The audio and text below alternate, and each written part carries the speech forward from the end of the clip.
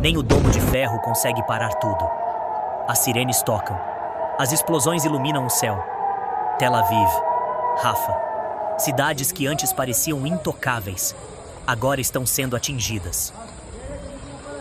E o que a Bíblia diz sobre isso? Será que a tecnologia do homem é suficiente para proteger uma nação? Se o Senhor não guardar a cidade, em vão vigia a sentinela. Salmo 127:1.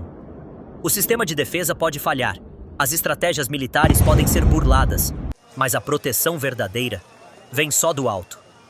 O momento é de oração, de vigilância e de olhar para as profecias, porque tudo indica que o tempo está se cumprindo.